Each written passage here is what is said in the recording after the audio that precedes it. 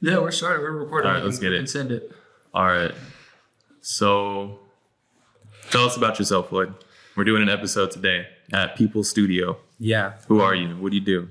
I'm a creative director. I started designing stuff in 1999, so it's been like a really long time of doing design stuff. But since then, my work has grown to like go outside of, well, not outside of design, but beyond design to encompass, I call it creative strategy. So it's like, how do you use creative to accomplish business objectives? Mm-hmm. And then, just working with people that are in either founders at small startups, folks that are at established companies that need creative strategy consultancy, and that includes design and a bunch of other stuff. Mm-hmm. And then folks at nonprofits, folks in civic organizations. So it's like the airport, Fresno Unified, all that good stuff. It's basically like the tools that I've acquired over the years are like really multi-purpose. Like you can put them to work for this client, you could put them to work for that client, mm-hmm. Because at the end of the day, like the thing that changes is like you sculpt the work. You use the same tools, but you sculpt the outcome for the different audiences. You know what I mean? Yeah. That's like a big part of my philosophy. Do you focus a lot on just local stuff, or do you outreach to outside the city of Fresno?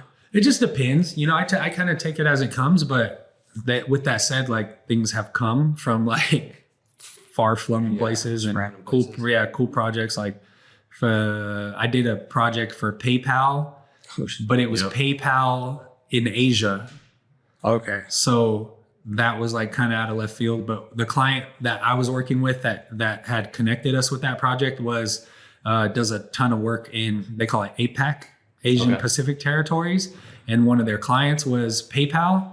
And so the crux of this project that we did for PayPal was that PayPal's like getting beat up by all their competitors in Asia. And Asia at the time, and probably still, is the most advanced personal finance technology ecosystem like on earth. So in places like China, India, Singapore, people are using phones to like do all their banking.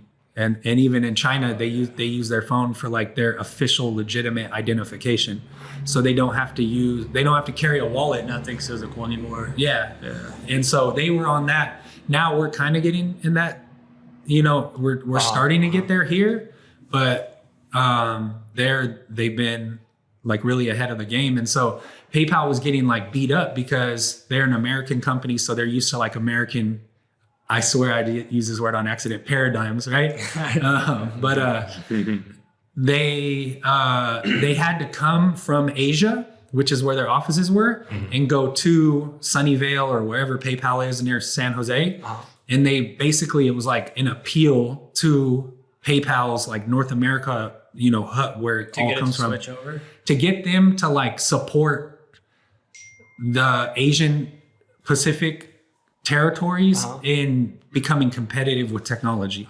Basically, they were telling them like, what we're doing is not going to work in Asia. Your current business model is not compatible with Asia. But if you listen to us, we can go to bat and we can actually start like competing with like, I'll use an example like WeChat Pay.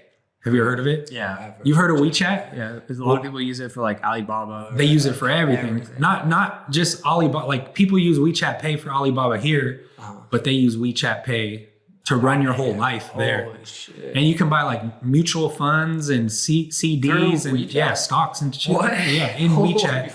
And so people operate their whole personal finance in WeChat in China.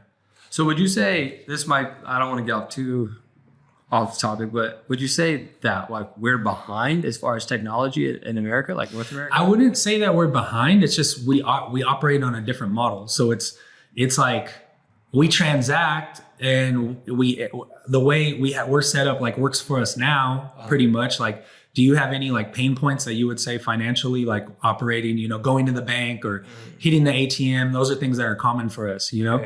To a physical location. Yeah. Or now we deposit checks on our phone. It's not like my day-to-day, I hate going to the bank, but it's like I don't really have to anymore. So I couldn't say that like it's a huge pain point for me, like finance, you know, whether it's business or personal.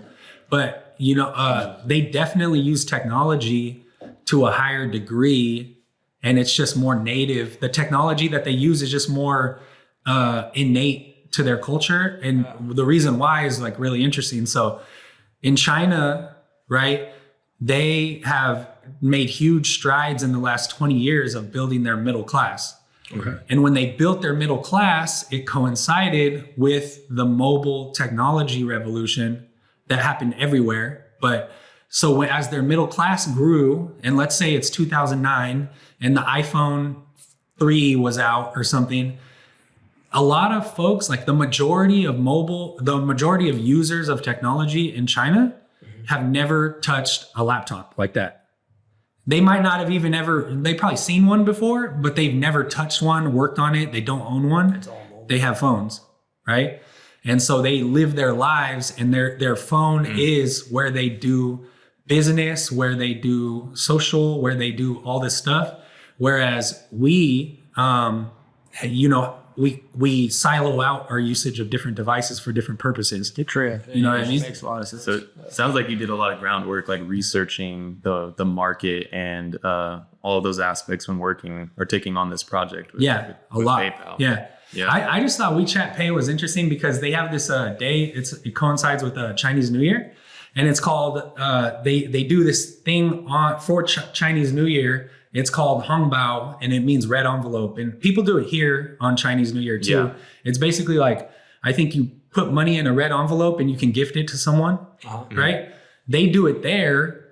And in one day, only for Hongbao transactions in China, they transact more money than Square, PayPal, Stripe combined do globally.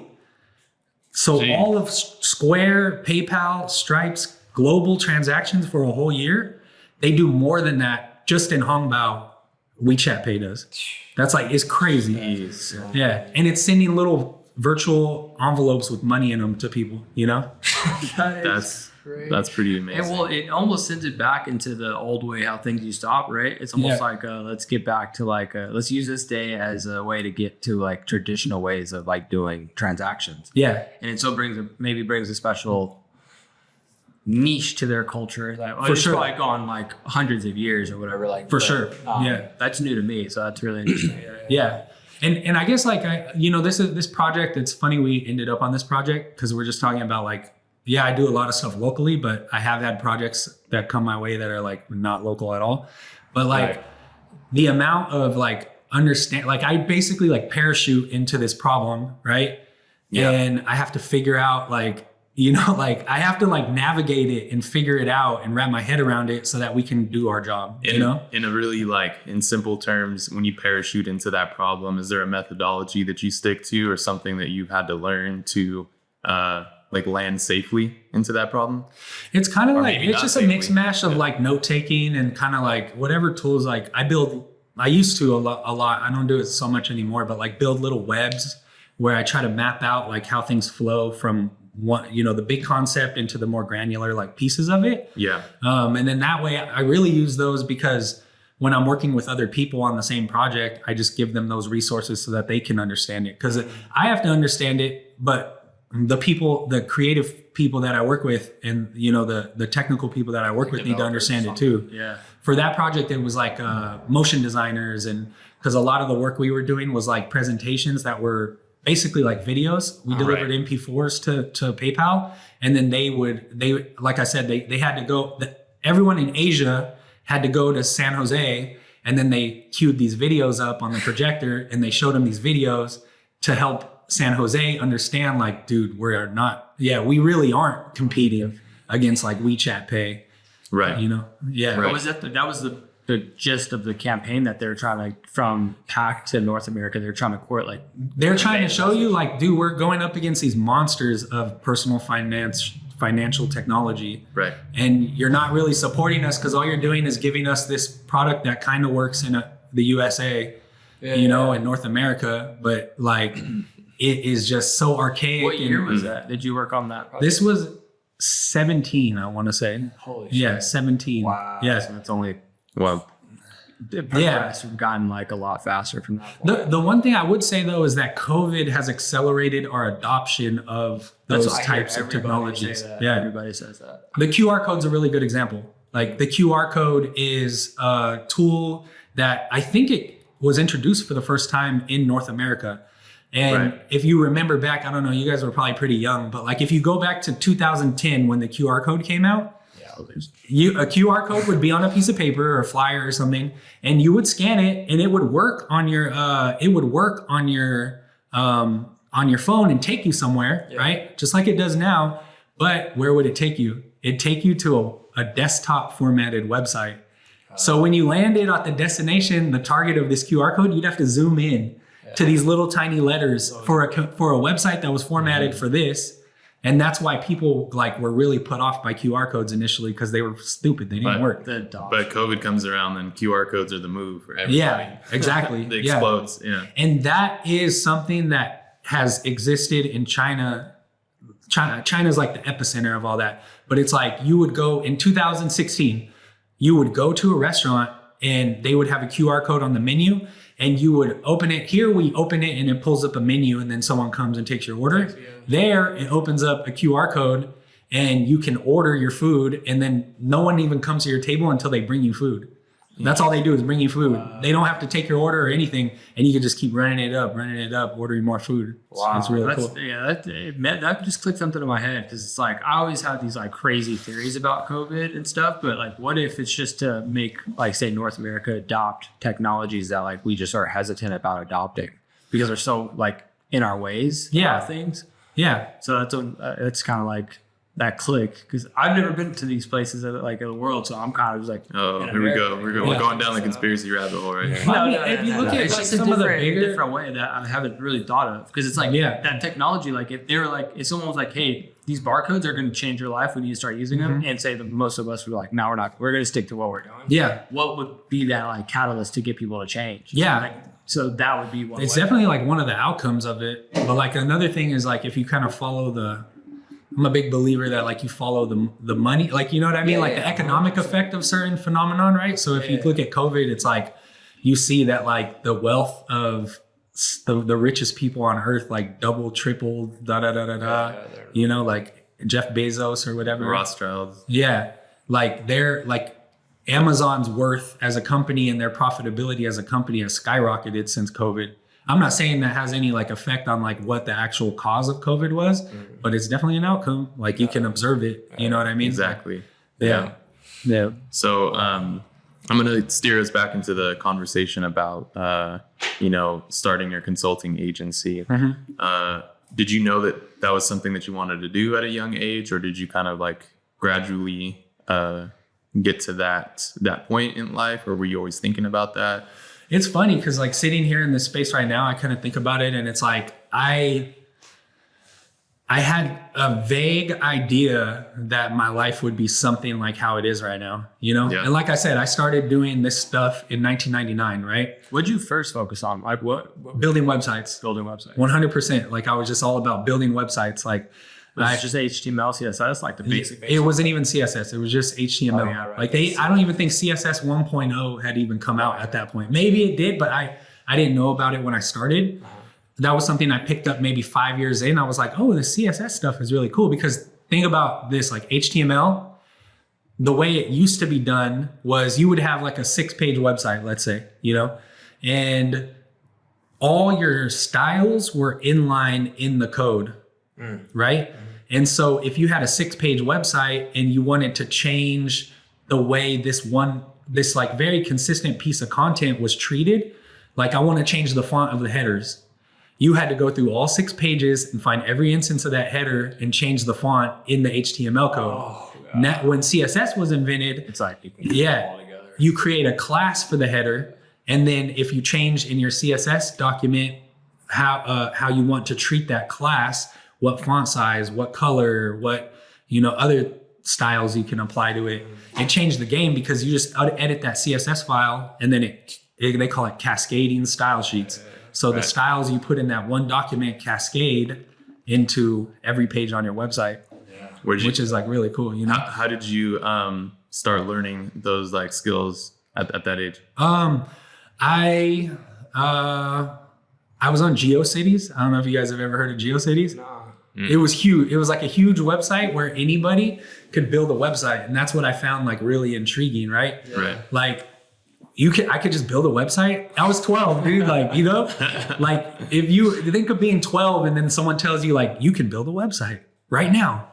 Just click this button and give us, you know, sign up, create an account, and you can build a website right now. Uh-huh. I was like, fuck, that's hella sick, you know? Yeah. And so I kicked off of GeoCities, and then I started learning like basic HTML, like how to put an image in something or da-da-da-da-da. And then Gotcha. I bought HTML for Dummies at Borders. I think I bought it at Borders. Borders? Yeah. Or it was at Barnes & Noble. The Barnes & Noble right there on Blackstone and Shaw.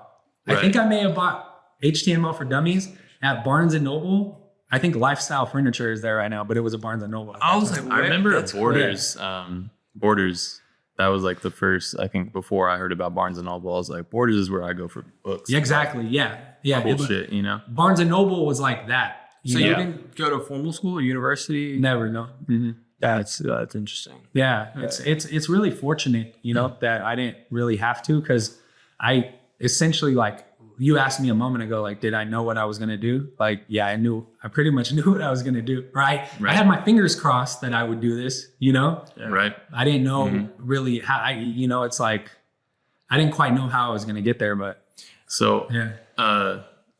we started Paradyme in what, like 2020? Yeah, 2020, 2019. Yeah. So around that time, we decided, me, Devin, John, and Jay, the group of Paradyme, we started to read books in order to discuss some of the concepts of like how to develop yourself and your character, be, I don't know, the best version of yourself. And our motto is like the work you put in now equals who you'll be tomorrow. So now equals tomorrow. And through the books that we read, we started reading 7 Habits of Highly Effective People. Have you read that book? That was the first book we I read. haven't read it, but it's so funny you bring that up. Like my brother, his name's John. He's a super cool guy. But he's an artist, and he put me on to the 7 Habits of Highly Effective People. What I swear, well, the first time I ever heard of this book, I was like 7 years old.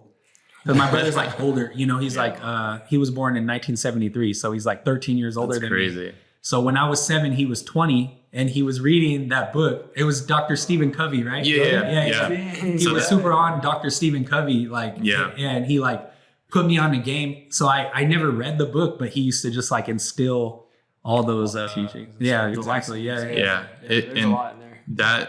That book kind of set the I guess foundation for like the way that we were going to form the brand of Paradyme.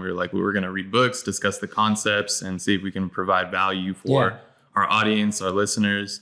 And through a lot of the books that we read, we've found that there has to be some sort of like character development or habits that need to change, or things that you typically do, but they need to change in order to get to that result that you want out of life.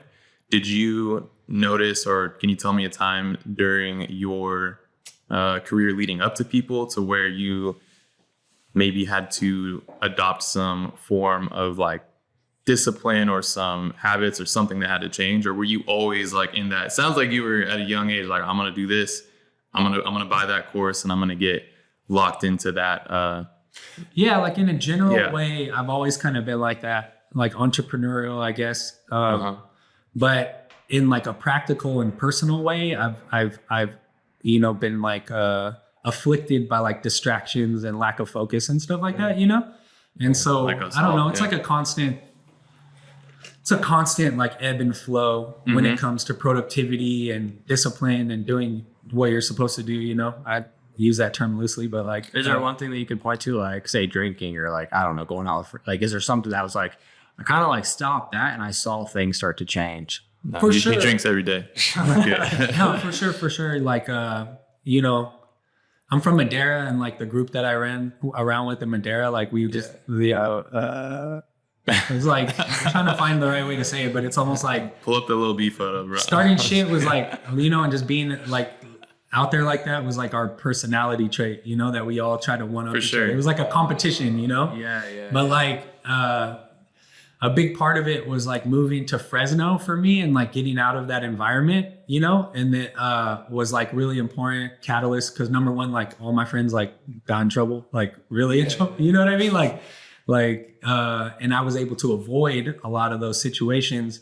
Like I'm talking like literally avoid being in those places when like they got raided for something, you know what I mean? Like I left like months before all that happened and they all had to go through legal trouble and stuff like that. But I was in Fresno by that time, you know? So environment had a big impact on the way you developed or maybe the direction in which you were going. Yeah. And for sure, environment and you know, when I moved to Fresno, like I looked around a little bit, I went on Craigslist and that was like where you found housing and for sure back in 2007. And I found a listing for Vagabond Lofts right by South of Shaw. Right. And it was like the only loft complex. Now there's a ton, right? Yeah. But at the time it was the only one. Yeah, that was like one of the first ones. Yeah. And they had just, when I moved in, they were opening H Street like the next month. H Street wasn't even open, which is another loft complex like adjacent right there.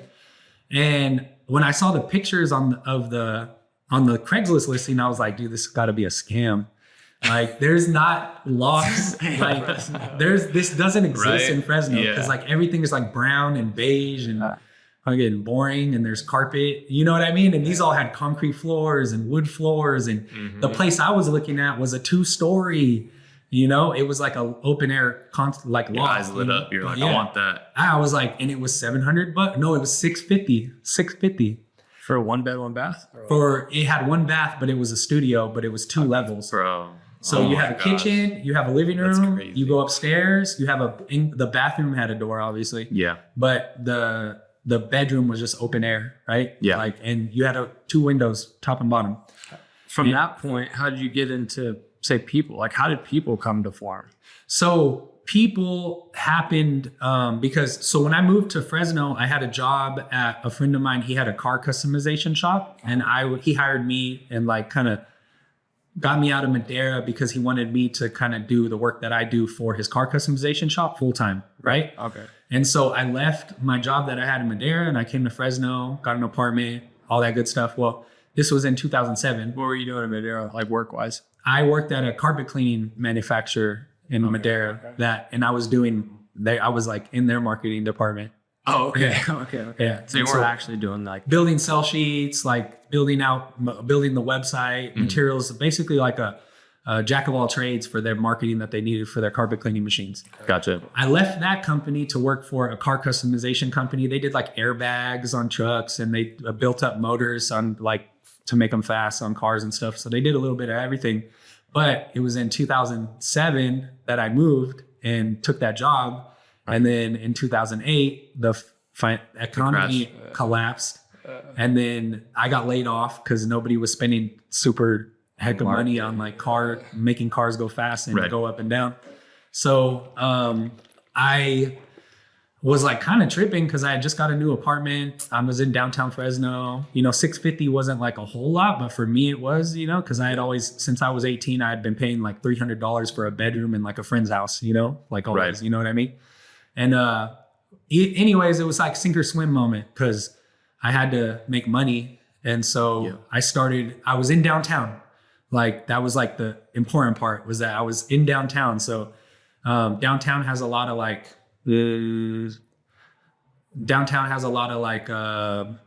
amenities for folks who value community, walkability, blah, blah, blah, blah, blah. Yeah. And so I started going into the local independent businesses in town and just telling them what I could do and asking them if I could help, you know, and some of them like took me up on that offer and I was able to do work for them. And then one of the really important like catalysts for the growth of not just like my design practice and you know, branding consultancy practice, but just like in general, business wise was I connected with a video director and his name is Puneet Desi, right? Yeah. And so Puneet Desi had done a video for Fashion, and the video, I forget, it was like Fashion went through the alphabet basically and just like ripped the alphabet to shreds, you know? Fashion was like 15. And in this video, it was like, it had like an HDR like look to it, you know? And at that time that was like at the cutting edge, like that super saturated, crazy color. And Fashion just ripped this like verse all through the alphabet, and it put Fashion on, and Puneet made the visuals for it. And I watched the video, and I just immediately, like, the video ended and I found Puneet's contact, and I emailed him and I was like, dude, we got to get lunch or something, like, let's go, you know? And then that relationship that was established with Puneet was like, we started trying to figure out how we can build something sustainable, as far as like, I'll handle the branding, you handle the video stuff, and we will get clients and we'll kind of tag team them based on each other's like talents and strong suits, right? And that's basically what we did, you know? So one of our big kind of like breakout clients was the Fresno Film Works. And so they did, at the time, they did the Fresno Film Festival every year. And we connected with the marketing committee of their board, and we told them, we'll do your whole marketing campaign for free, right? And so for us, it was like our opportunity to do something that was going to be visible, you know, and do something. And so we really took it seriously, and we tried to come up with like a crazy concept. Our concept was called Fresh Films. That was like the theme for that year that we came up with. And we put that on our shoulders. Like, we'll come up with the theme.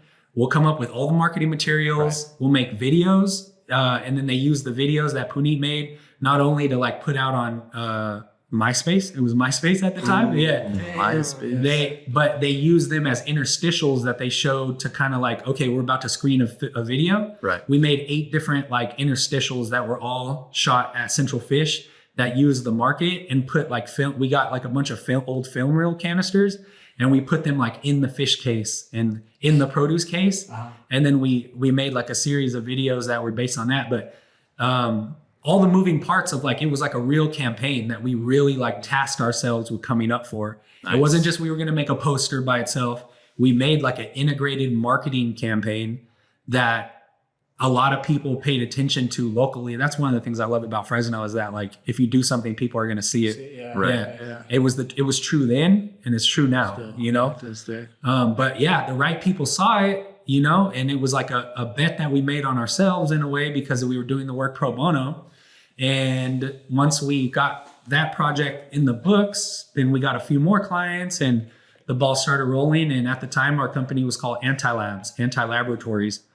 And it's funny because I came up with that name in 2002.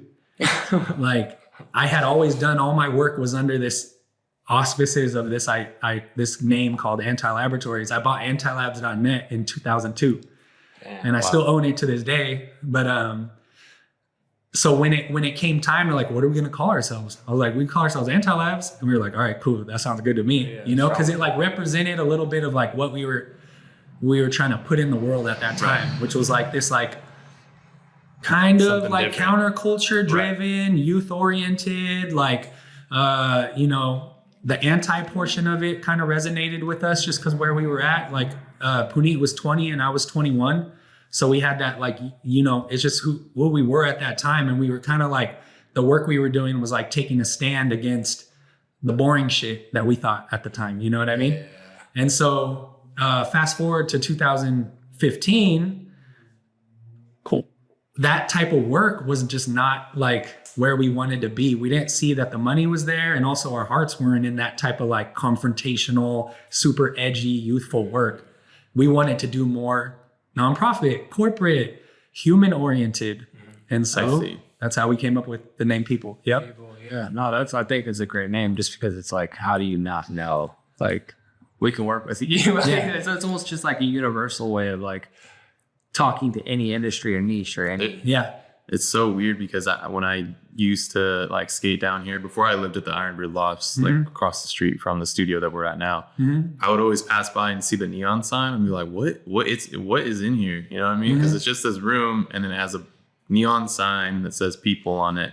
I'm like, all right, the person who owns this studio, they're doing something different because it stands out. Yeah. Thank you so much. I mean, on Fulton Street, everybody, this is where Art Hop happens, local Fresno downtown events every first Thursday of the month. And you have something like a showroom, and it's very attractive. So I was like, from years ago, I was like, this is dope. Oh, thank you so much. I appreciate that.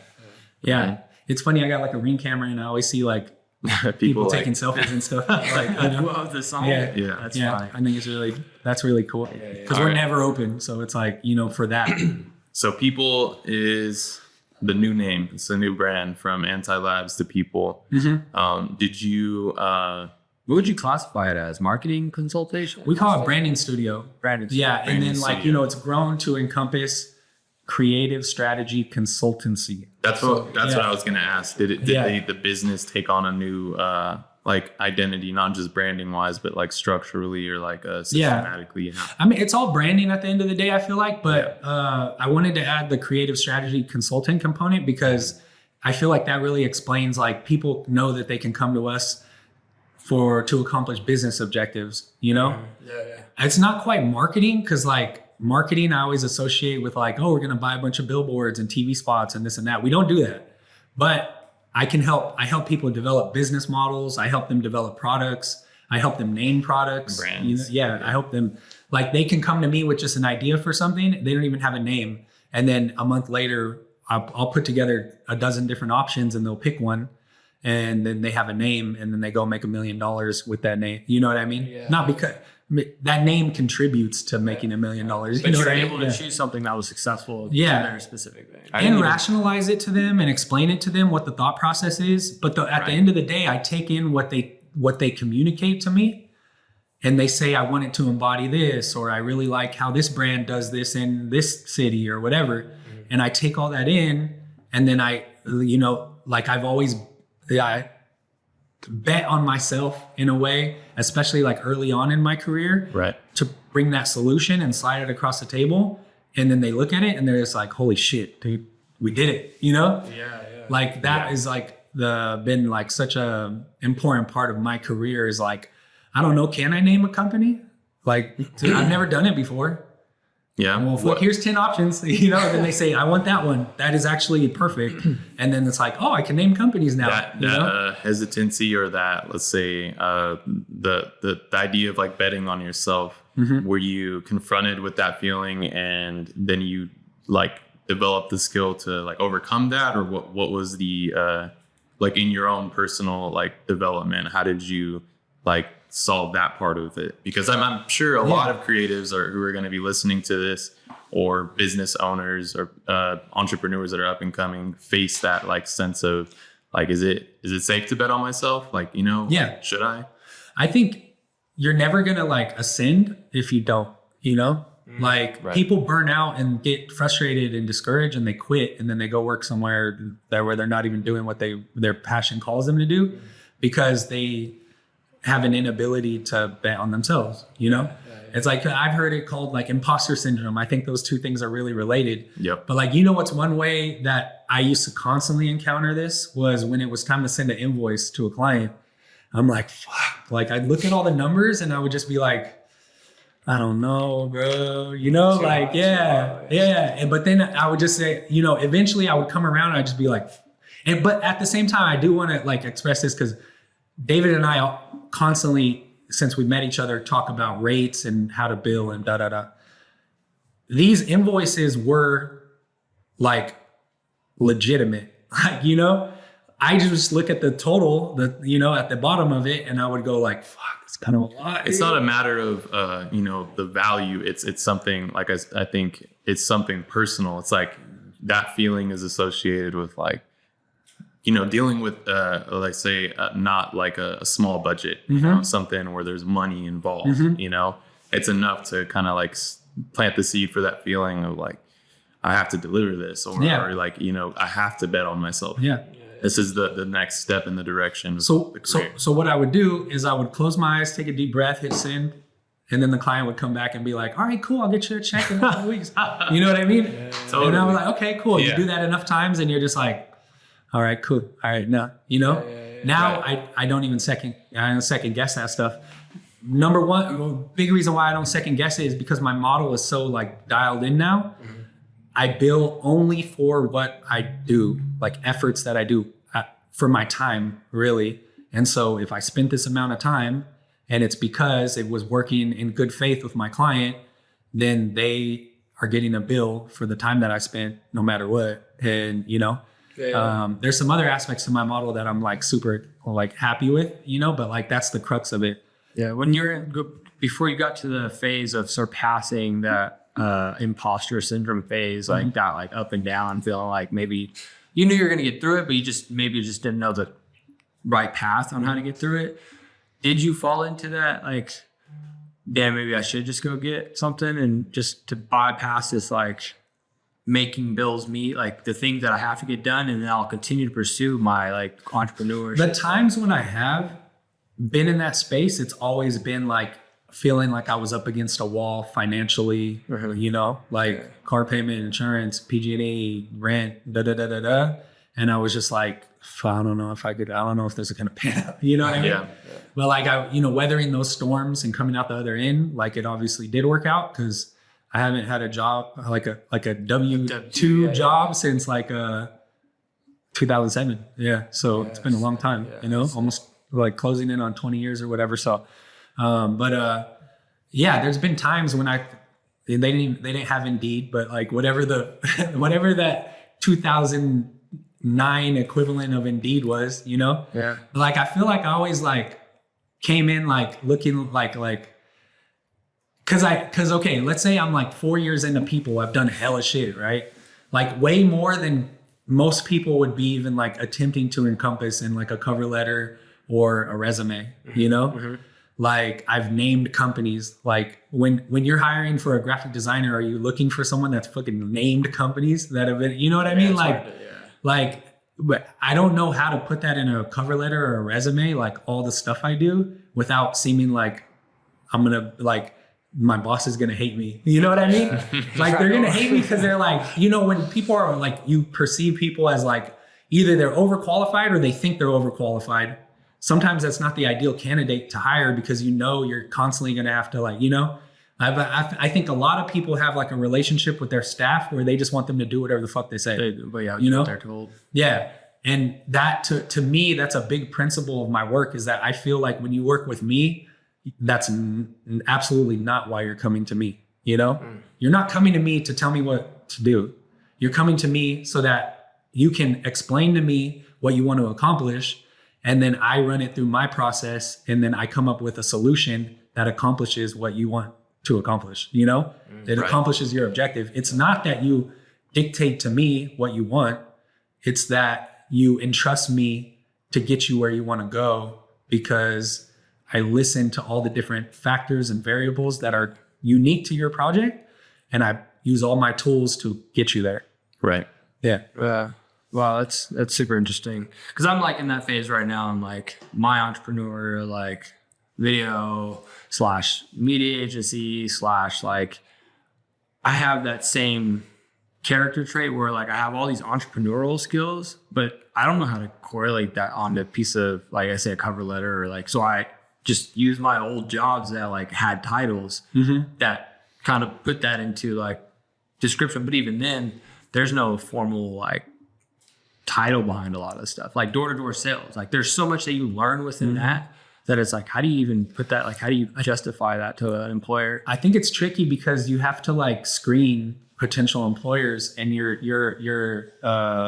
superior. I don't know. I hate that word. Yeah. Like the people who are hiring you, like when you have those types of skills, the people that are hiring you, whether it's for like a W-2 job or a contract job, they need to have like this visionary viewpoint and position towards their team that allows for you to do what you do, you know, like, and that's not everybody, you know, and even people, right? Like people that you think are that end up not being that after you've been working with them for, you know what I mean? Yeah. Like it just is what it is. You know, it's like it's an equal parts psychology as it is business. You know, when you're doing work that is like idiosyncratic, it's not like the way everyone else works. You know, because when I started, I was competing with graphic designers who like they'll design your business cards, like they'll make you a brochure, right? Like I do that, but I do hella other shit. Like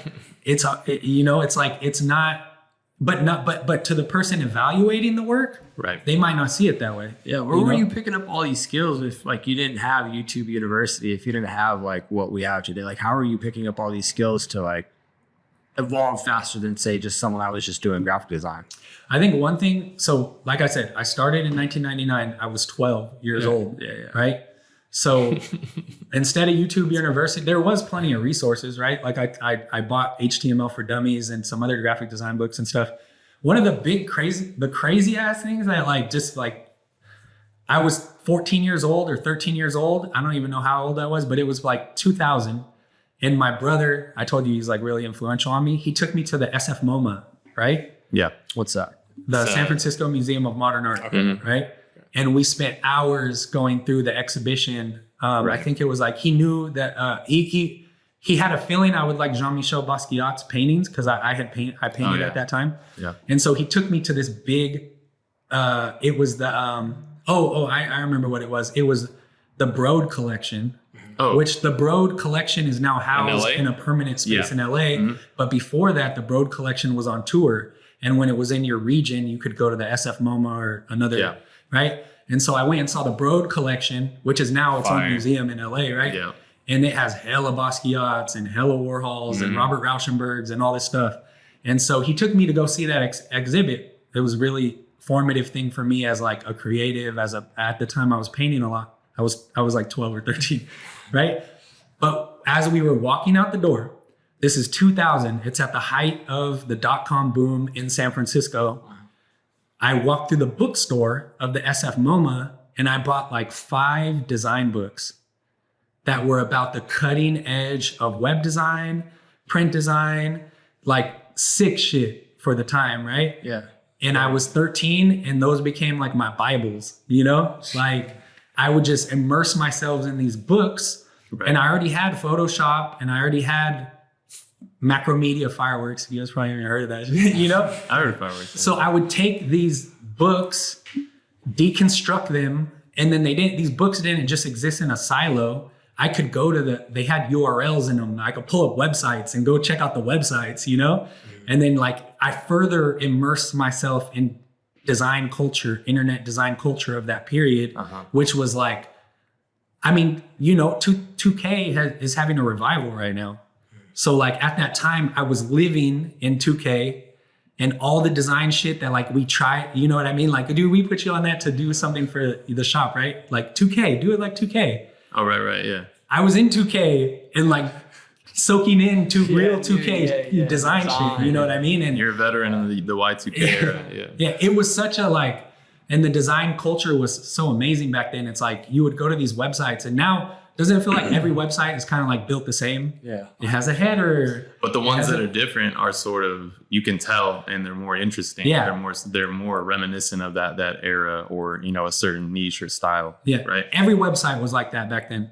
Yeah. You know, other than like Yahoo. No, even Yahoo was weird. You know what I mean? Like, yeah. I'm reading a book right now by Marty Neumeier, and he's talking, the book's called Zag. And he says that there's like that phenomenon that happens, whether it's marketing, advertising, branding, when everybody's doing this one thing, there's a lot of clutter that forms. But when someone zags, when everybody's zigging, that's everybody's attention goes there basically. So that's what you're describing now. Like the cool websites that I see in the 2024 era is like those are the ones that have the most interesting aspects of their brand, the UX, UI, all that. You know, it's something more relatable. And honestly, YouTube is like pretty fucking boring. Like, you know, if you're trying to learn web design or something like that, like YouTube is like, oh, here's how to use WordPress, or here's how to use the Elementor. I don't even know Elementor or however you say it. Like, here's how to use Canva or something. Here's how to code. It's like if you learn how to use those tools, like you're putting almost like guardrails on what your work is going to end up being, you know? Which for a lot of people, like honestly, a lot of people wear a lot of hats and Right. their daily job. So it's like, I can't expect someone who does hella shit at, let's say, a coffee shop to invest the time that I was able to invest when I was 12 years old. I didn't have shit else to do, you know? So I would stay up till 7 a.m. every day. On summer break, I would be up till 7 doing design projects. You're in the trenches. You had more discipline than some people at like 13. I'm wondering, like, is it discipline though, or is it just like fucking around, like, you know, and having fun, and like, you know, some people do the same thing with video games because that's their outlet. That was my growing up. Is like at 13, I was either skateboarding or playing video games. And my outlet. Well, I skateboarded too, but I played video games sometimes, not very much. I never really got super into them, like, and it definitely like died at a certain age. Yeah. But like my main outlet that like has stayed consistent is design. I wanted to make t-shirts. I wanted to build websites. I wanted to have clients where I would do the same things for them. That was from like a super young age. And I guess, like, to answer your question, YouTube was not necessary because there was other resources that you could get. Like, I was so fortunate to fall into this community of designers from all over the world, and they'd be like 25 and I would be 12, you know? Yeah. And they would like put me on game. They'd be like, dude, why the fuck are you even here? Like, go watch cartoons or something. And I'd be like, no, I want to be a designer. Like, where do you get these fonts? Like, how do you do this? You know? Yeah. And then they'd be like, okay, look, I'll show you, you know? And I still have relationships to this day with people who are like 50 now that I made when I was 12 and they were 25. Right. That's a trip. And they're fucking sick ass designers, and they build apps, and they work all over the world, you know? So you argued that, is it discipline, or is it just something that's passion and something that's like you desire to do this because you love to do whatever. Yeah, it's a feedback loop, right? And this, like, I'm not a scientist, I'm not pretending to be one, but I'm saying, like, I kind of understand it as like a feedback loop, right? Right. Some people's feedback loops draws them to skateboarding. Some people's draws them to taking dabs. Some people's draws them to cooking. Some people's draws them to skateboarding. You know, mine, I ended up falling into this space where my loop was like painting and doing design. And I was 12, and when other kids were doing other stuff that kids do, you know, I was doing that. And I could almost, like, I was going to mention earlier, like, you asked me if I saw myself like doing what I do now. I look at things like that almost like, and you could apply this to so many different things, but it's like, you know, when you take a Polaroid picture and you take it out of the camera and it's like black or brown, you know, the film, and then you kind of see that come in like you know, like, it was like a Polaroid picture. Like, this life that I have, this, you know, this like design oriented like existence that I've been able to cultivate over time, it materialized like how a Polaroid picture does, you know? Interesting. Yeah, I like that metaphor. A feedback loop is something that's actually talked about in that book, 7 Habits. Yeah. So that's like, it's pretty crazy how, you know, some of the things that we learned or discussed from these concepts in these books, when we, you know, pick like guests to be on our podcast, they mention some of the things that are in those books that have maybe just happened to be a part of their, you know, their story, you know, so that's very interesting. Yeah. That feedback loop. And the feedback loop is like, this is like a optimistic and like good feedback loop, but I feel like it's the same principles that inform what we would characterize as like bad feedback loops, like exactly. Lack of discipline, things that we do that we know are counter to what our objectives are, blah, blah, blah, you know? So and even like things like sobriety, you create a feedback loop that is oriented around sobriety, and you're getting something out of it endorphin wise and otherwise in the chemistry of your brain, where you're like, ooh, this sobriety feels good. Like, I'm on this shit. But it's the same thing. You create a feedback loop that is gratifying to drinking too. Yeah. When you're in when you're in that life, like, or anything. Yeah. Basically anything. Yeah. You know, you start something that forms a habit for that direction, where your compass starts going a little bit more toward the way that you're telling it to go. Yeah. Yeah. Interesting. Yeah. Man. That's a lot. Yeah. No, that was some good discussion right there. Was your I should have asked this at the beginning. Was your parents, were they entrepreneurs at all? Like, did you have like some sort of like influence?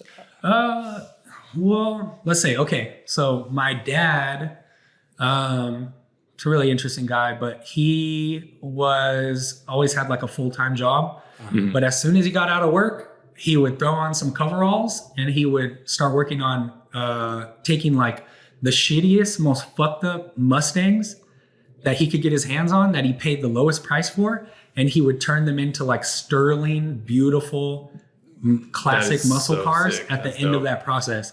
It's like my friends who've known me for a long time, you know, from like when I was young, they would always see my dad in our driveway doing body work on these fucking Mustangs that are like super coveted now. He only bought 1965 and 1966 fastback Mustangs. And he would get them as like complete rust buckets. Nothing worked on them. There were spiders and shit in them. And he would turn them into cars that the last like batch of Mustangs that he turned out a shitload of them. Like collectors from Australia and New Zealand would come. Well, they wouldn't even come. They would see pictures. They would buy them, put them on shipping containers and send them to Australia and New Zealand. Jeez, that's so dope. And that is something that he did. He always had a full-time job. He never was just like, oh, I'm just going to build Mustangs now. And go home and kick back. Yeah, he was just like, for him, he had a feedback loop, bro. Like, he loved fucking sanding Bondo and shit like that, you know? Like, he's in there putting in work in the garage, man. Yeah. That's tight. And that was his thing, you know? But like, I don't know how like lucrative it was or not. I think it was more like he broke even on it, you know? But he did some crazy shit with it. But he had such drive that it was just like, didn't care about if people bought it or not. He was just like, I'm going to show up and do this because it's fucking dope. I love this. And then my brother, right? So I mentioned him a few times. His name is John. My brother, he is a painter and a photographer. And a lot of his artistic work, fine art work, kind of blends the two mediums together. And I don't know if you guys are familiar with an artist named Robert Rauschenberg. But his like are really abstract expressionists, like huge pieces that took in stuff he found on the side of the road and splashed it with paint and smeared all these different color harmonies on it. And they're like $35-50 million paintings now, you know? Yeah. And like my brother was really inspired by that work. Robert Rauschenberg started as a pop artist, but then he turned into an abstract expressionist painter.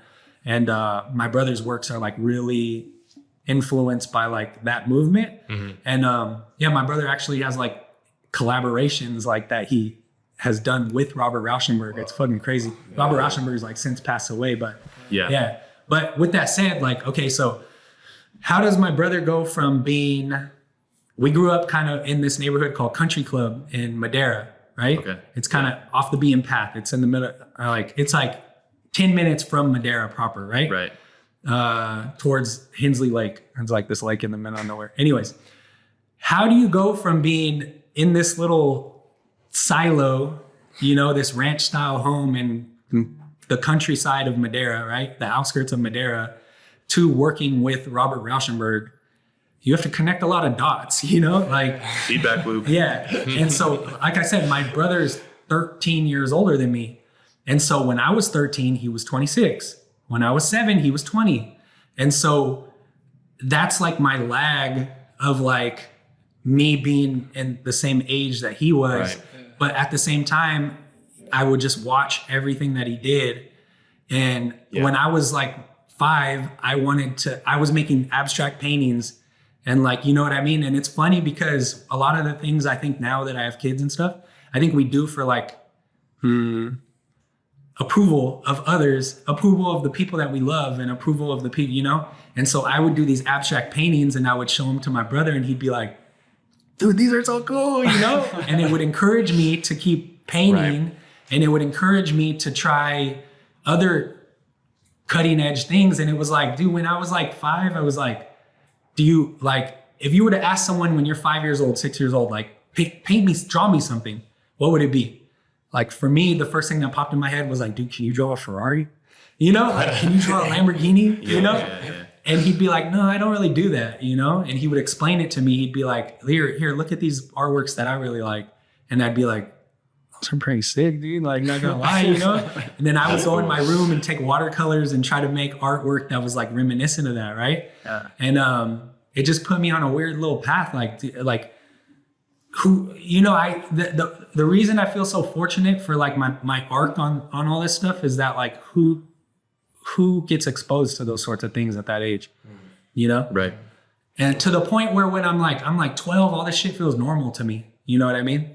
Yeah. Like doing cutting edge design and like it's like my brain formed around the gratification of being like doing, like maybe people aren't going to understand it because it's like, it's some steps beyond where things are at right now, especially in a place like Madera, especially in a place like Fresno, especially when the internet is not really a thing, Yeah, exactly. Like you're doing things that people aren't going to understand, and you get so comfortable in that space that I don't even worry about that shit anymore. Cause I feel like people are going to come around. I've just seen people come around like, you started that. It seems like you had a positive feedback loop going at a young age, and definitely with your family helped out. I do have to say though, like, cause I would be like remiss to not mention my mom has always supported in very practical ways for me to be able to do the things that I do, like from a young age. Like, cause when you're 12, like, how are you gonna get a computer? Like, how are you gonna get the piece? How am I gonna get Macromedia fucking, the software I need? Yeah.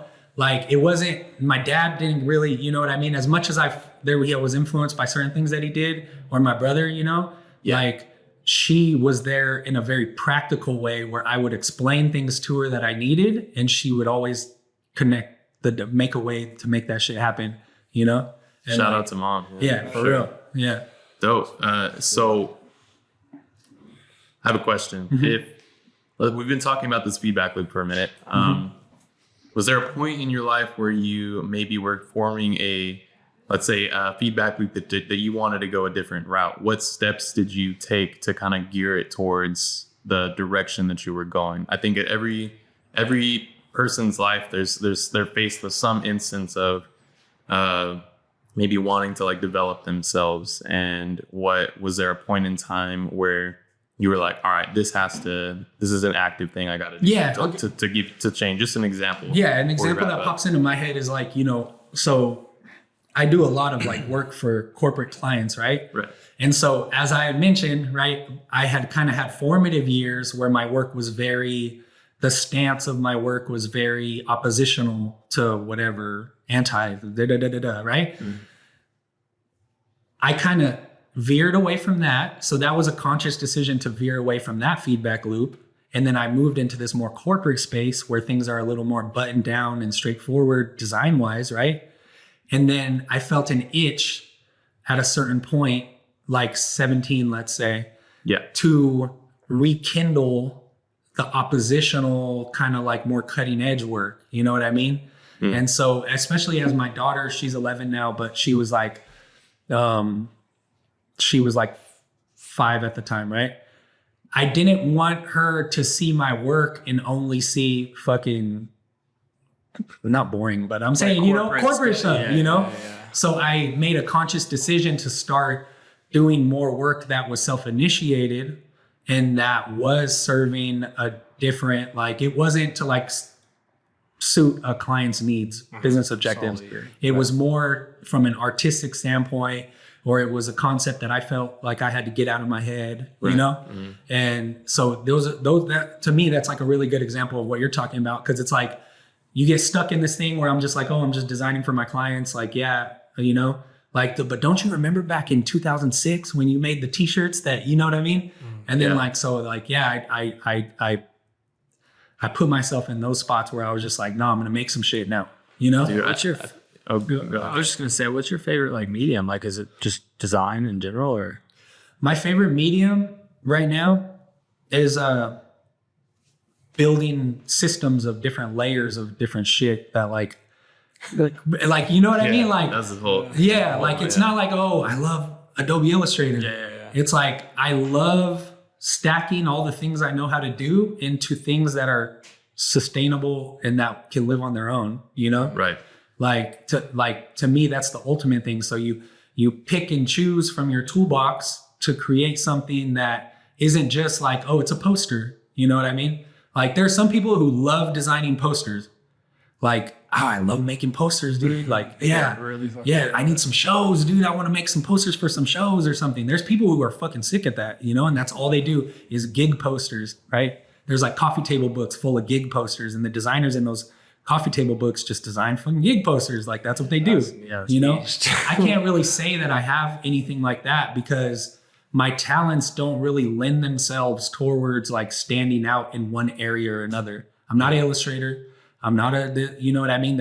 But when I curate and combine all the stuff I know how to do into something, and I might bring other creatives into it, you know, I might bring another illustrator in or a designer or a motion graphic designer or something like that to build a little system of communications, branding pieces, products even, and then put that out into the world. And that's what I like to do the most, you know? Yeah, that's sick. It's awesome. You're going to ask something, David, before I interrupted you? No, I can't remember, but that's okay. This is a question that I wanted to ask you. What advice would you give to someone coming up in the creative industry like today? Because I know you grew up in the .com era, and you had your story that may look a little bit different than someone now who's like getting into this and they want to curate experiences, products, brand identity systems. Like, what advice would you give to them? And like, what would you say?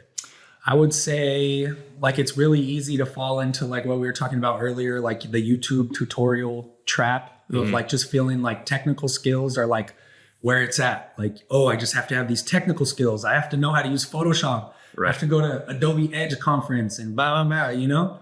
But I think that it's much more important to like develop your taste. Okay. Develop your taste, because if you develop your taste, you don't even have to be like a fucking crazy talented designer, you know? You can make simple things that are amazing, you know? Like because a lot of the work of like taste is subtractive. Yeah. It's not an additive process where it's, oh, I got to put this in it and this in it and this in it. And if I just knew how to do this in Photoshop, it would, you know, that clouds things and fucks them up, you know, in my opinion, you know, well, for the work I do, you know what I mean? If you have a subtractive process, then you deduct things from the composition and you end up with this boiled down little golden nugget of an idea that people see and they go like, oh shit, that shit's why am I gravitated towards this thing? You know, like that's what taste does, you know, skills will make you be able to do some complex shit. You know what I mean? So would you say if someone was like, all right, I want to develop my taste, start from that reductive method, reduce things down to that golden nugget, what makes it the good idea, but take away some of the things? I think the first step is like to study, get inspired, right? And just taking in different resources. That could be books, that could be, there's so many different websites where you can just go look at product packaging, or you can look at the best websites that, award-winning websites. I really like one-page websites. There's a website that I go to where all it is a compendium where you can go back 10 years deep and you can look at how people have designed one-page websites. Super sick ones, I go there all the time because I'm like trying to understand like the user experience and the interface that makes a good one-page website. Right. And because I make a lot of one-page websites for my clients, like that's all you need. A lot of times people come my way and all they need is a one-page website. Right. They want like a 7-page website, but I'm like, dude, just boil it down. Only put the essential information out there and hook people, and then they're gonna come to your restaurant because you have instilled them with confidence that you don't have to have a bunch of shit on your website like everyone else. You just needed a couple things, know? And so you're going to stand out in the market because everyone else felt insecure to a certain degree and they had to put this and they had to put that and they have to have all that. But when you have taste and you curate, you boil it down. And then when people land on your communications, they're like, who the fuck is this? Like, Yeah. That's really good. I'm going to go ahead and sort of lead us in and wrap up this episode. Couple of last like lightning questions for you. We always do these like lightning rounds of questions at the end of our interviews. What are your 3 of your favorite books? I like a book called, I think I gave it to you, right? It's by 99U, right? Yeah. It's called... How to be a graphic designer without losing your soul. Not that one. Not that Nope. one. The little black and red book. Oh, the black it's and called, red one. Managing Your Day-to-Day. Yeah. Right? But I forget the first part of it. Me too. Yeah. Managing Your Day-to-Day. I'll show you the link. Okay. We could put those in the video. Yeah. And then I really like, there's a book called As a Man Thinketh. Yes. Oh yeah. Yeah. And I think that book was great because it kind of boils down a lot of like more complex ideas that I get when I study like other religions. Like Buddhism is one that I study, like Christianity, you know? Mm-hmm. And I feel like As a Man Thinketh is like, it is like a curation of a lot of the ideas that the really important like self-refinement ideas that you get from different faith origins, you know? All right, that's 2. One more. It's funny because I swear to God, I don't read a lot, dude. Like I really don't read a lot. So like this is like a real big struggle for me, but let me see.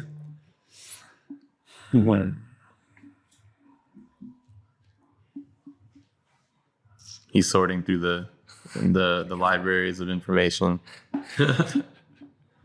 There was a book that I got when I was like a freshman in high school for Christmas. I had asked for it and I received it, but it's called Maeda at Design.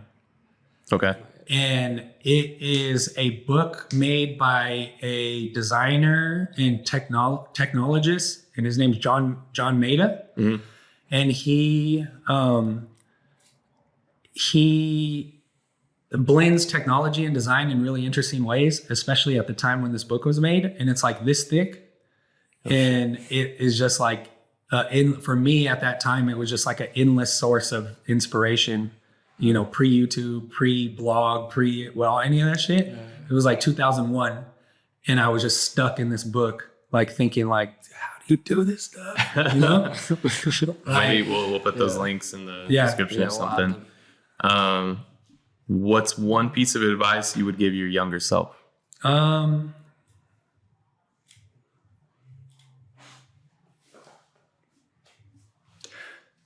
It would definitely be to like follow like put yourself in situations that instill discipline. Like, cause I feel like that was one thing that I was like at a deficit for growing up, that there's like so many different ways that I'm like, dude, I should have did that shit. Like, yeah. When you know, I was 6'3", 250 in my junior year, and the football coach used to be like, dude, just come out, like just come, bro, like, you know. And I would always be like, no, fuck that. I'm not trying to skateboard, bro. Like, get out. Just for sure, yeah. Get out of my face with that shit, like, you know. All right. I'm like, I should have did that, you know. And then last one, who's someone that has impacted your life? Like the first person that comes to mind that you think of. I owe this person some homage. Or Manny Mancha. Manny Mancha. Yeah, Manny Mancha is my. So I've like fought in Muay Thai a few times, and the Manny Mancha is like the person who got me into Muay Thai, and he's my coach now. But when I started, he was my teammate. And amazing guy. He's fought at the highest level. He was once ranked, I think, 7th or 8th in the world at light heavyweight kickboxing in Glory organization, which is like the most important kickboxing organization at that time. Nice. And he was just telling me like, dude, if you like this stuff, like you like watching it, right? Like we can go train it and you can learn it, and if you want, you can fight. And so I did all those things. I learned it. I trained it. I fought. Like, you know, you still fight?